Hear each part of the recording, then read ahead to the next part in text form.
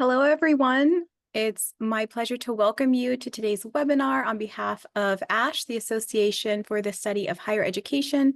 My name is Alicia Castillo Shrestha. I use she, her pronouns. I'm the Associate Director for Conference and Events.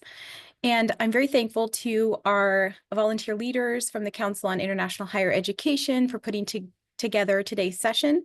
I'll be here behind the scenes if you need any support during the session. You can use the chat box, or you can also email me. I'll put my email in the chat. If you need any accessibility support, I'm also available to help. You can click on Show Captions on the bottom of your Zoom screen. And also, if you click More, you can enable a transcript. I will be sharing information in the chat as well about ASHE's work to move beyond land acknowledgements. This is an important part of our association's work. If you're not familiar, I encourage you to look into the wonderful resources our members have pulled together over the years. And if you have any questions about anything that we share, feel free to reach out. At this point, I'll turn it over to our wonderful volunteer leader, Dr. Katie Koo. Thank you so much for being here. Thank you, Alicia, and thank you, ASHE office. Hello, everyone. Thank you so much for joining us today for CIHE Best Book Award webinar and the book publication strategy series. The Council on International Higher Education at ASHE is excited to be here for our research webinar series. And for today, with Dr. Kamyab and Dr. Raby, the 2024 CIHE Best Book Award recipients. But before we get started, let me introduce myself. My name is Katie. I am an associate professor in the Department of Counseling and Human Development Services at the University of Georgia. And I live and work at the original homeland of Yuchi and Cherokee nations. And I'm serving the ASHE CIHE as a chair for this year. And I'm here with my wonderful co-host, Dr. Ho. Can you introduce yourself briefly? Thank you, Katie. And my name is Minghui Ho. I'm assistant professor at the School of Education at Southern Illinois University, Carbondale. And I also serve as member at large at ASHE CIHE. So I will be co-hosting the webinar with Dr. Katie Koo. And thank you everyone for being here. Thank you, Hannah. So now I would like to take a moment to acknowledge the land. So if we could briefly pause for everyone to read the land acknowledgement adapted from the City Council of Denver, Colorado, where our 2025 ASHE convention will be happening in November this year. Please take a moment to read and reflect.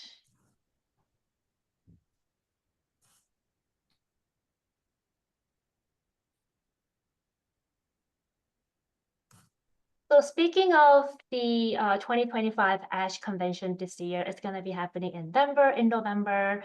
And this page was created by our wonderful co-leader of the CIHE, Dr.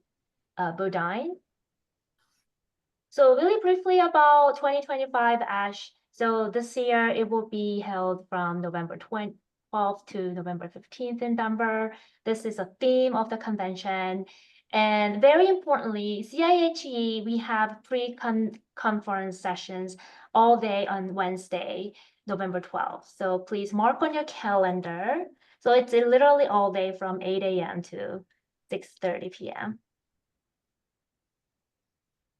So for CIHE, so for those who are not quite familiar with this community, we are to provide the space and time to disseminate and discussions of research in order to advance research and theory in international higher education, globalization, competitive international higher education. And also we are here to provide a formal structure within ASHE for scholars with interest in international higher education can promote theory and research. If you join the community, these are some benefits with this yellow highlighted letters. So you will be connected to the community and then you will be connected to the resources and also networking. So if you can scan the QR code, it will link to the ASHE CIHE community site. These are the lists of our executive committee team for CIHE.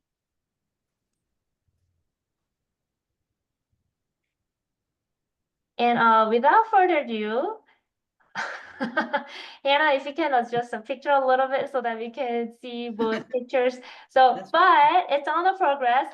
So I'm very happy to take it over to our wonderful speakers who are the recipients of 2024 CIHE Best Book Award. So Dr. Kamyab, Dr. Raby, please up front and then introduce yourself and also introduce your book and the strategies for the book publication.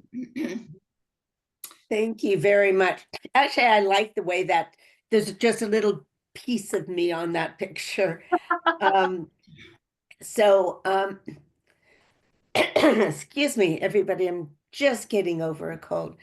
The book that we are so honored. I'm sorry to interrupt you. I think the introduction was mine, wasn't it? I'm sorry. Oh, go ahead. Go ahead. Yes. We actually divided our, presentation into pieces. Sorry about that to interrupt, but if you don't mind. No, go. Okay. Hello and greetings from San Diego, California. I'm Shahrzad Kamyab, the co-editor of the awarded book, Unintended Consequences of Internationalization in Higher Education. First of all, many thanks to the association and the council for recognizing our book. It was quite an honor for us.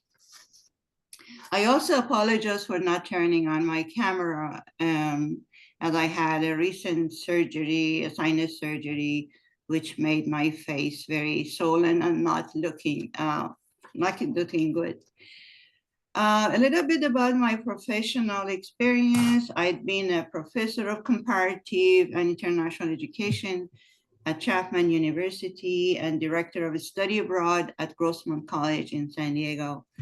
Currently, I'm the co-director of a new certificate in internationalization of higher education at Global Ed in Boston, Massachusetts.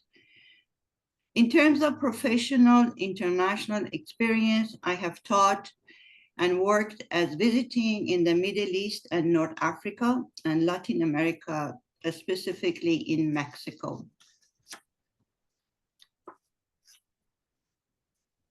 I'm also very active in our community. Just last year, I was appointed by the mayor of San Diego, Mayor Gloria, to the International Affairs Board of City of San Diego to raise the global identity of City of San Diego. As for my scholarship, my research focus has been very broad, from community college movement around the world to youth unemployment in the Middle East and North Africa. I've also been very fortunate to work with many international scholars and practitioners around the world. The recent book is the culmination of all the international cooperation with 16 international colleagues. For this presentation, I'm going to talk about the book, introduce the book, and the spark and the editing process, and the rest will go to Rosalind to present. Now about the book. What is in the book? The book, Unintended Consequences of Internationalization, is 345 pages long, with 19 chapters and 16 contributing authors from 17 countries and regions. Countries covered were from North and Central America, Middle East and North Africa, South and West Africa, Eastern and Northeastern Europe, East and South Asia. In terms of content, a definition for unintended consequences, actually it's a new definition for unintended consequences, a comparative framework, chapters by 16 international authors on positive and negative consequences, and a concluding comparative discussion of unintended consequences across case studies were included. The book was essentially about exploring the ambiguous and under-researched concept of unintended. The spark, next slide. The spark and how we came up with the idea of unintended. I personally had this idea in mind for years and wanted to explore this under-researched concept in different parts of the world. So I shared my ideas with Rosalind and we started working together. One of the main reasons to choose this topic was the fact that in the majority world, sending a student abroad had shown to have an unintended consequences of brain drain. After reviewing a great deal of the literature, we found that there was very little said on this concept. The first thing we did was creating a definition of the concept and explored the unintended in the underrepresented regions like MENA countries, Middle East and North Africa. We also decided to bring new voices from non-English speaking countries. Before our work, the field of higher education internationalization was dominated by the English-speaking research based on Australian, European, and United States experiences. We also developed a comparative framework for the book to be a comparative focus, or to have a comparative focus. To do this, we divided the task. Rosalind started constructing the framework, and I started finding authors. Although we had put calls for authors, but we decided to do a special invite from specific regions of the world. The process of finding authors were very long and time-consuming, as I had to read their pieces on internationalization and interview them via email.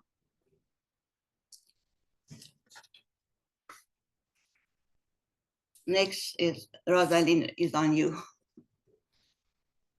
Publisher.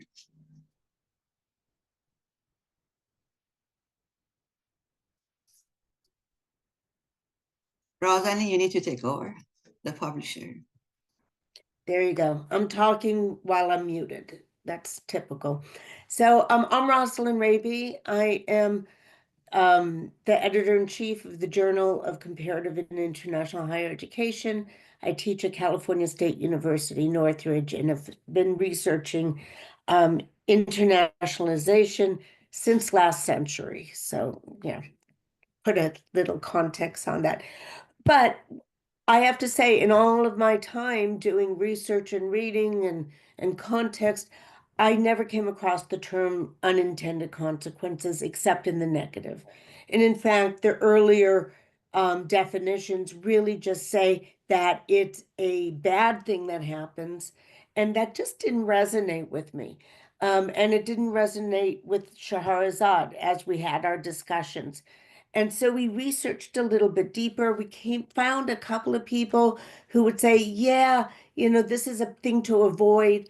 And so we came up with our own definitions, which was a group thinking idea.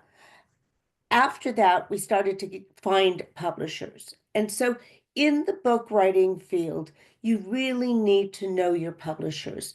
And there's tons of them. And a lot of the publishers are connected to special issues. So the one that we chose was the Star Scholars Network book series, which was connected to Routledge Publisher. And we then needed to get their template. Okay, next slide, please. So in order to do a prospectus, you have to have something to show. There's usually some kind of a draft writing. And so we decided to work on what we know and what we do not know about the ideas of unintended consequences. We also wanted to think about what methods can be applied, what theories can be applied, and how it could be applied in practice. So we built this framework and we rebuilt it and we rebuilt it again, because the more we learned and the more we thought about it and conversed, the more we had to refine so that it became a workable framework, not just something that's on paper. We tested the framework in the drafts of the case studies that were being developed, and we applied it in a comparative chapter at the end of the book. Each author was given a template. We asked them to do a brief history of the country, of internationalization of higher education in their country, very brief. Negative unintended consequences of their case study, positive. So every chapter had to talk about negative and positive, and then a discussion, why is this important? At the end of the day, why should anybody care? So that was the template that was given to all the authors. So the authors were working on their work, we were working on the framework at the same time. Next slide.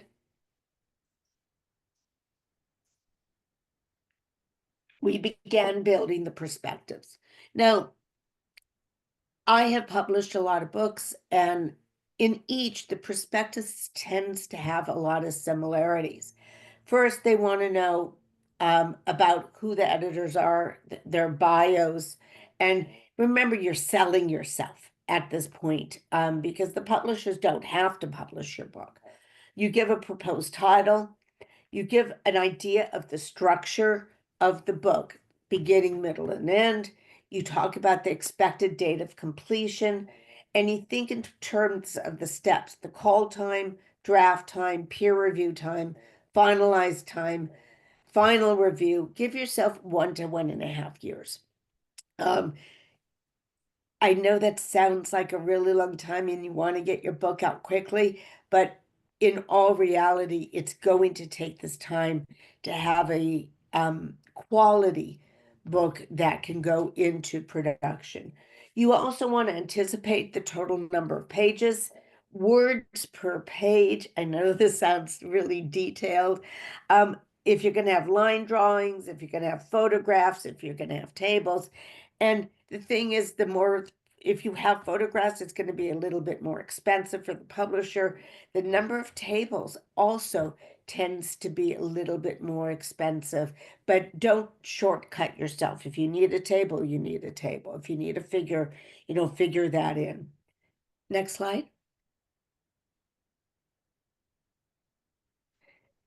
So the prospectus has multiple sections, which you have to add explanations. You can have, I'm going to say, about 500 to 1,000 words, so that you become, the more detailed you are, the better chances you're going to have in being published. So the description, you talk about the literature and why your topic adds to the field. Well, for us, we talked about how there really isn't much literature and that nobody's talking about this topic. And yet we feel it was so important, not only to, I'm sorry about the dogs, about why the topic is important to the field of international higher education. What's new in the book? Well, what's new in the book is the case studies from various parts of the world that don't often get addressed in the field. What's new in the topic was our theory of the unintended consequences of higher education, international higher education, and how it's being applied in the case studies. Rationale, why is the book important? Like, why would people come and read it? And we created the context that nobody's looked at the world through these lenses, and how our book is advancing the ideas of unintended consequences. Theoretical framework.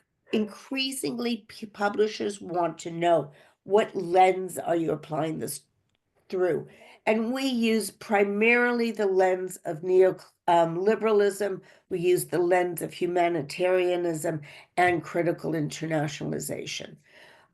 We took traditional lens and added critical internationalization, which actually was very interesting because the authors, 6 of the authors actually included in critical internationalization and or decolonialization in their chapters.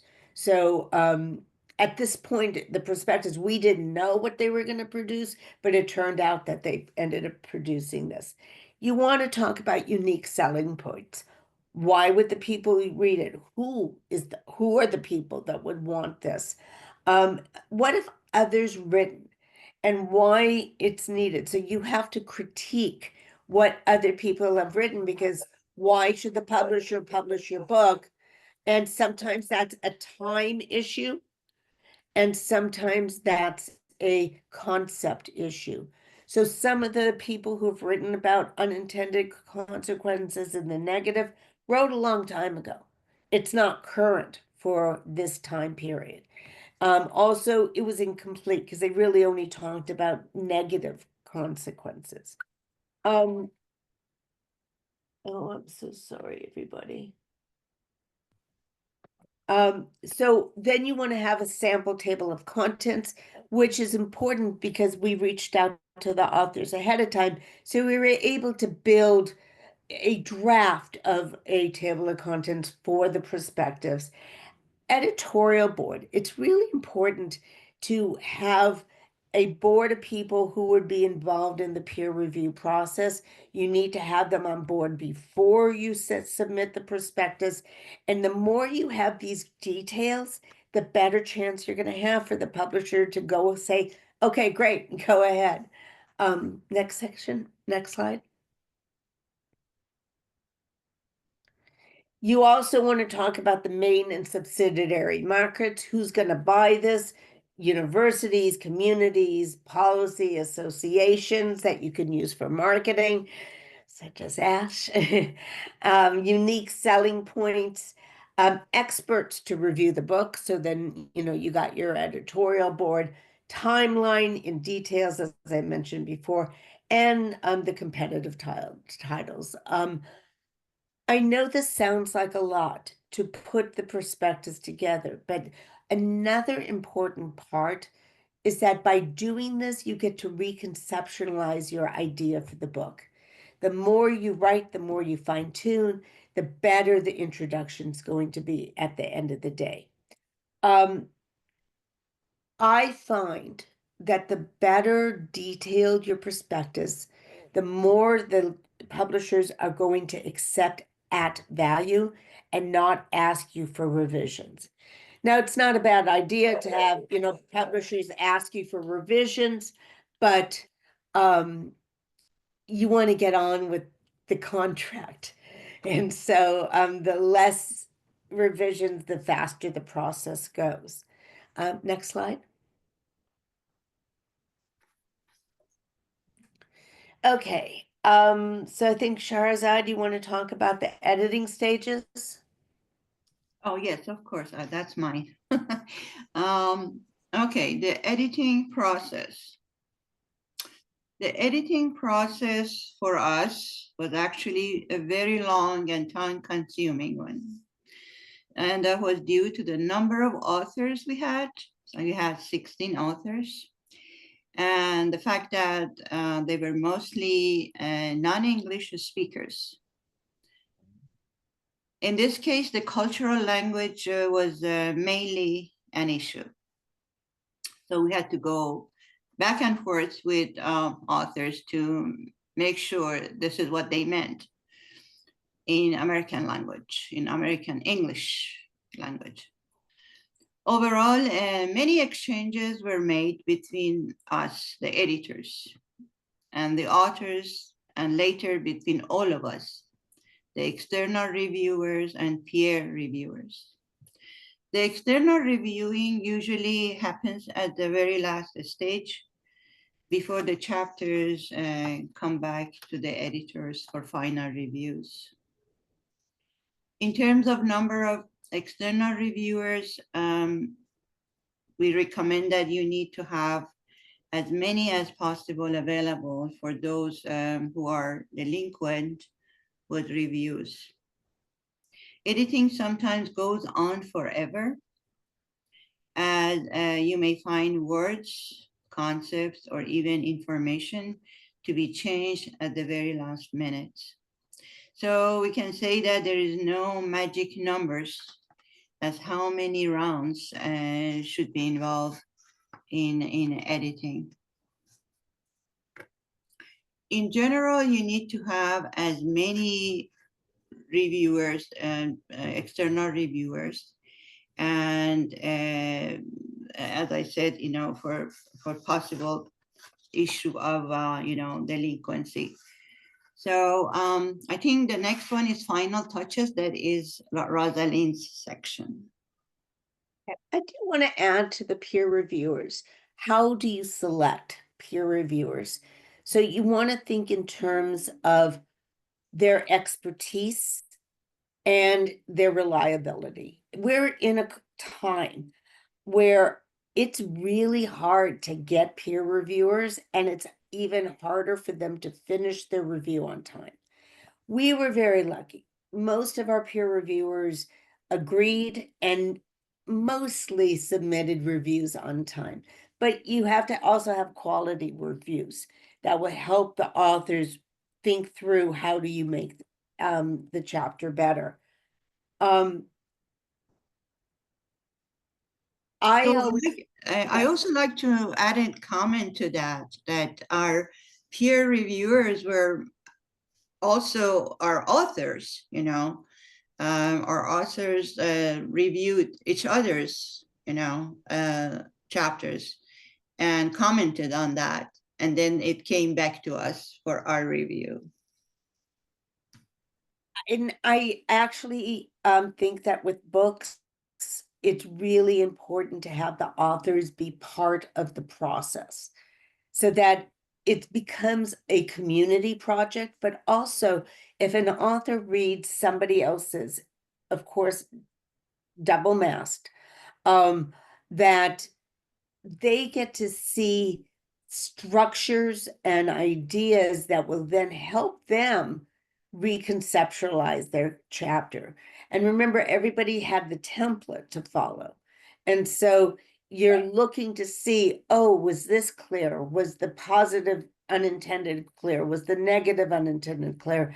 Was the historical concept connected to the case study itself? And then, of course, the so what factor in the review. So the final touches of a book needs to be your forward, preface, and who are going to write those. And so it's a strategic idea. Do you want to get somebody with a great name? Do you want to get somebody who has a great idea? Do you want to get somebody who's your friend? What image do you want to supply for these short little introductions?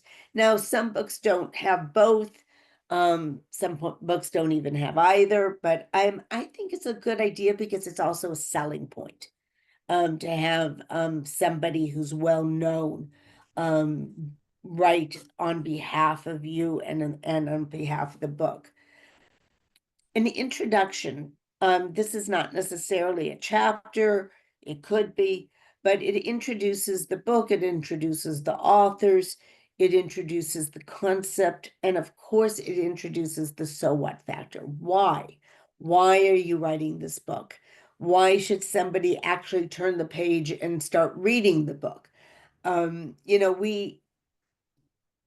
We all want to learn, but we don't always have the time. So really a strong introduction is very, very important. Putting together the table of contents. It's detailed because as Shahrzad was talking about, the editing can go on up into the last minute. And so the page numbers will also change.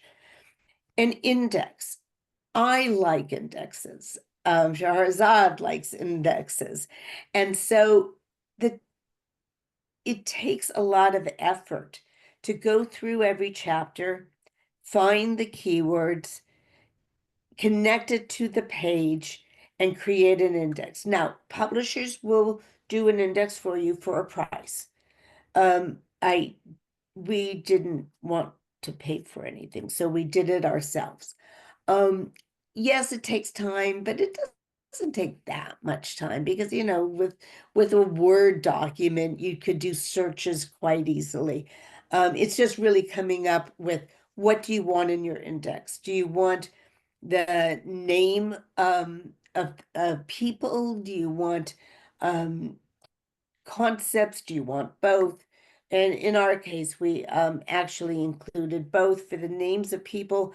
Anybody who was mentioned more than 5 times got included in the index. Otherwise, it would have been too long and detailed. Next slide. Oh, that was our last slide. I didn't realize that. Yeah, it was nice. We were quite on time.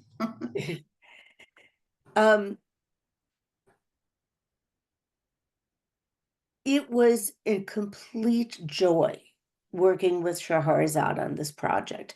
We met quite a long time ago at a conference and realized we had common interests, and we became friends over the years. We talked for a long time about doing a joint project. And when Shahrzad came to me and said, "Ooh, I got an idea," and I said, "This is so cool." We collaborated on moving things together. Doing this book with Shahrzad was a true collaboration. We talked about everything. We shared ideas. We did tandem reviews where one of us would start and then the other one would add to it, because both of us have different ways of looking at the world, and those are valuable and important in being co-editors.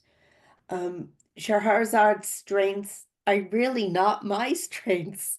So it was like, oh, yay, somebody can really pick up on these details. And my strengths were not her strengths. And then we had strengths together that really moved the project together. I could not be more proud of the ability that we had to create, to push forward, and to complete this book. And the contacts that Shahrzad made were wonderful. Some of them were academicians, some of them were politicians. Each brought, and many were practitioners, and each brought their own perspective that I think really helps frame the book in a very unique and strong way. So I guess at this point, are there questions? Can I comment too? Oh, absolutely. It was a real pleasure working with my dear friend Rosalind on this project. And it took us about 2.5 years to finish, to finalize this. But, you know, it was an amazing work, an amazing experience. And, you know, especially working with international scholars, practitioners, even politicians. I had invited a politician from Tunisia who had written a piece on internationalization in Tunisia to join us. So it was a real pleasure working with this group of international scholars, and especially a very special, you know, editor, an editor-in-chief. I truly enjoyed it. Thank you, Rosie.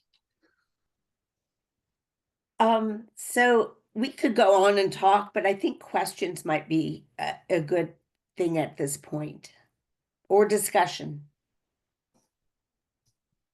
Thank you so much, Dr. Kamyab and Dr. Raby, for publishing this amazing and meaningful book at this under this climate. So we really appreciate it. And also, thank you so much for taking the time to share your journey, your experiences as you published this book. So I feel like this is really beyond the book project, but this is more community building space. So thank you so much. So I think that we have some questions from the audience and also some members from this community. We still have the questions, but as I listen to your journey, I well, some idea and some questions were brought up to my attention. So one of the questions that I had as I heard your stories was about the publisher. So so you mentioned that it took you almost 2.5 years to finish, and from the beginning to finish the project. So at the time of the brainstorm stage of the book, and also some time that you decide about which publisher that you want to go to, and also opinions from the authors regarding the publisher. So could you share your decision-making process about this particular publisher and why? So maybe specifically you could really share your decision-making process. And also for those future book authors who plan to publish any work on international higher education, which publisher for the book project would you mention? Nothing about, you endorse for anyone or any publisher or any company, but just from your perspective, who have experiences, what would you say? Shahrzad, do you want to go first? No, you go first. You're Okay. beautiful. Okay, so you had a lot of questions there, Katie. So I'm going to go backwards. So publishers in the field that are friendly to internationalization of higher education. I have worked with now Routledge through the Star Scholars Global Network, which was wonderful. Star Scholars actually has connections with several publishers. And so, what is an advantage of going into a book series is that those in charge of the book series have already made wonderful relationships with some of the publishers and the contacts in the publishers. And so that's something you don't have to do on your own. The Comparative and International Education Society, Higher Ed SIG, is starting their books series with Rebecca Chloe and James Jacob as the editors, and they're using Springer. And so if you submit your proposal to that book series, you will then, once if you're accepted, you will go through Rebecca and James to review your prospectus, get it ready, then it gets submitted to their contact. I have also worked with Palgrave. I've worked independently with Springer. And so if you're going to work independently to find a publisher, sometimes you meet them at conferences where they have, in book areas, or sometimes you just randomly write to somebody. And so now I actually have contacts at Springer and at Routledge and at Palgrave, where I can easily write to them and say, hey, I got an idea. What do you think? And then you flush it out with them before you write the prospectus. Each editor, each publishing has their own prospectus. Katie, what were the other questions you asked?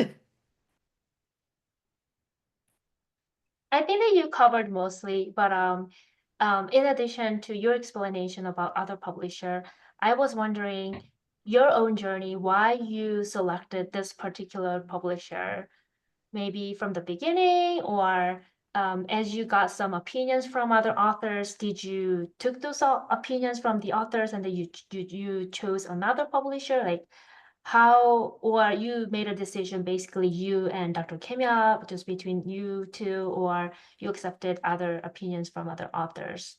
So why this publisher, and what are some good things about this publisher? What would you say to the interested Okay, authors? thank you. So we actually did not involve the authors in the publisher selection. And there was no reason why it just didn't emerge organically that way. Shahrzad and I did talk for a long time about publishers, about whether or not we should go with a book series or if we should go independently. And at the end of the day, we decided to go with the book series because there was more support in the pre-published prospectus and in the relationships with the publisher, but also as a marketing device.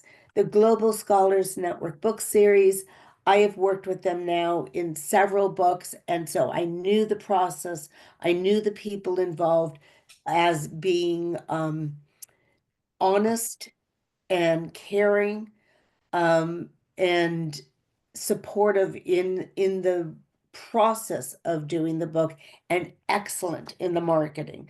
So that's really why we went with them. And I'm really glad we did. It was an excellent journey. So I hope that helps. Now, I think I saw a question from Marianne. Oh, good question. Okay, so as I'm reading it to myself and not sharing it, what advice would you give to someone who is interested in doing an edited book? What should they be aware of before they start? What is it like to work with multiple contributors? What should one communicate in advance to contributors to make sure that everyone is on the same page?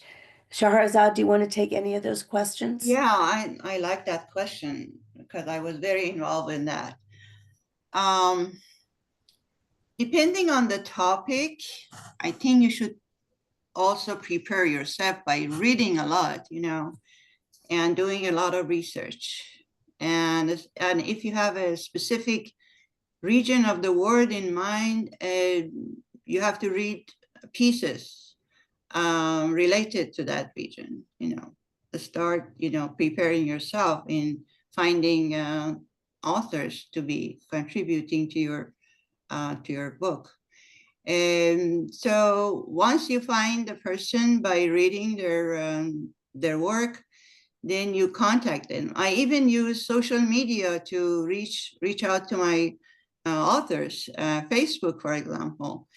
And I emailed them a lot. Many emails were exchanged between us in order to, interview them, to find the right person, and especially kind of tested them on their English level. So those are, elements that needs to be taken into consideration. And so you and your authors will be on the same page before you invite them to write for you, or write in your book. What was the last one? What was the last section? Let me read. Yeah, mostly communication with them and interviewing them and learning about them is very important in order to invite them to join your project. So I'll add to that, in terms of advice to someone wanting to do an edited book. Communication is so critical between you and the co-editor or co-editors. Make sure you're all on the same page. That doesn't mean you don't bring in your different opinions and different lens of looking at the world, but you really want to say, this is a cohesive project. We're all on board with the theme. Let's now move forward. What you should be aware before you start. This is not an easy project. It takes time. And I think I mentioned that before, because it takes time for every single stage. The prospectus is the easiest part of the process, because the editing and the re-editing and the re-editing. So, it's be organized in terms of a spreadsheet that would show who are the authors, when did they submit their first draft, when did it go out to review, who did it go out to review, did you get the review comments back, and oops, you didn't get the review comments back, so who is the next new reviewer, because you really want to have two mass reviews. When did you when did you send the comments back to the editors? When did they revise? When did you accept their revisions or not? When do they do a second revise? You know, et cetera, et cetera. So having that spreadsheet will help you see where every single author is in the process of putting the book together. Keep your deadlines handy. So if you give somebody 2 months, I actually have a to-do list that helps me do all my projects. And so I would add to that, this date, get the drafts back by from X, Y, and Z.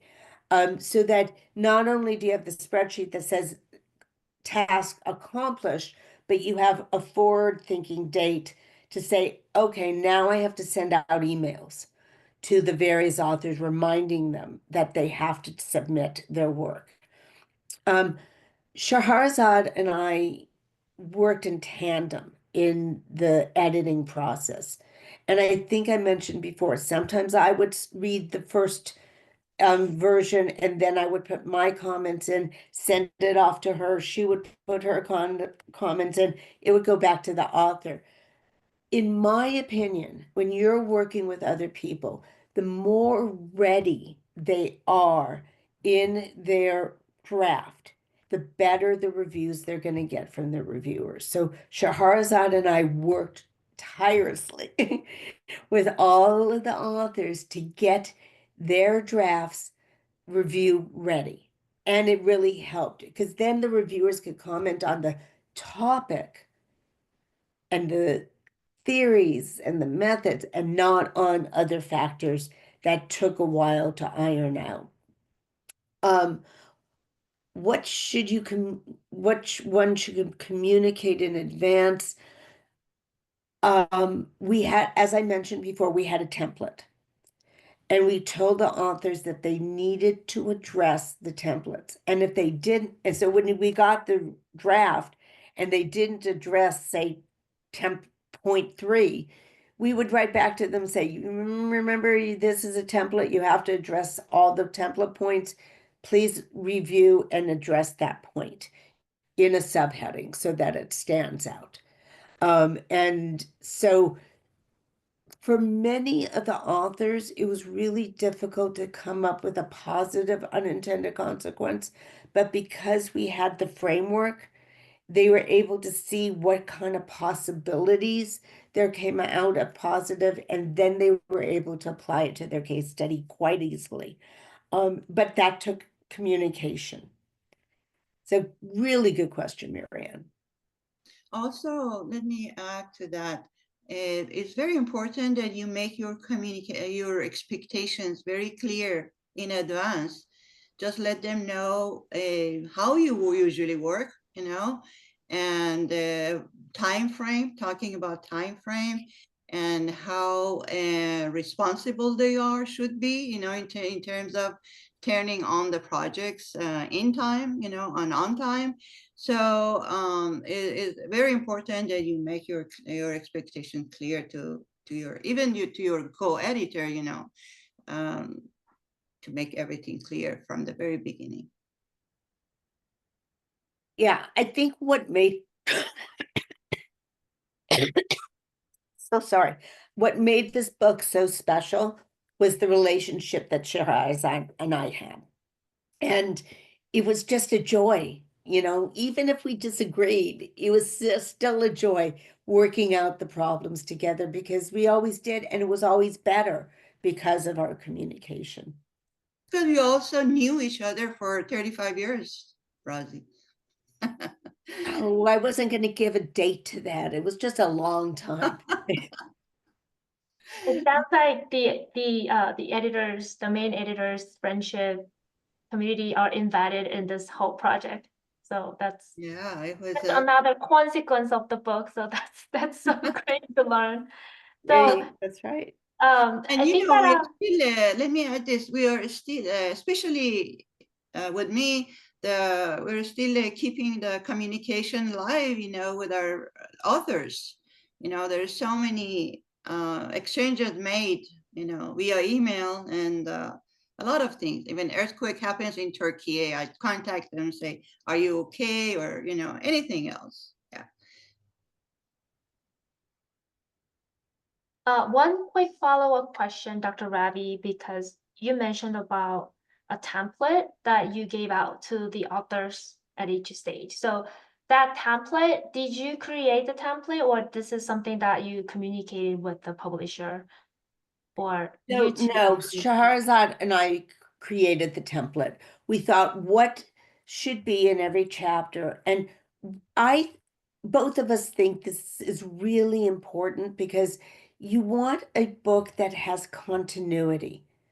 So that if you're reading the book, you're seeing the same subheadings in every single chapter because they're telling the story.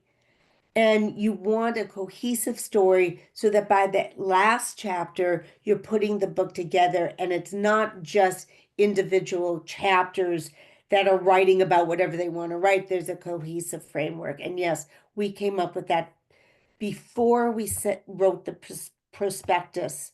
And so that we then picked that up and then just used it in our communication with the authors. I think it's almost a time, but I think that we still have a time for one or two more questions. So if I can take that time for my question. So I was wondering about the point that you mentioned about the utilizing associations for the marketing and advertisement. I know that you nominate this book to the award through ASHE CIHE. So it's great to know that you utilize CIHE community, which is both benefits, win-win situation, which is great. But other than ASHE, what other capacity or what other ways would you recommend for the future book authors to promote and for the marketing purposes for their future works? So we promoted at various levels. One, we went through the Global Scholar Network to use their network that went out to quite a vast array of scholars from around the world. And they repeated their announcement of the book.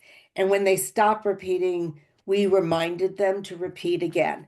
We used the ASHE CIHE community, which I feel is one of the best communities.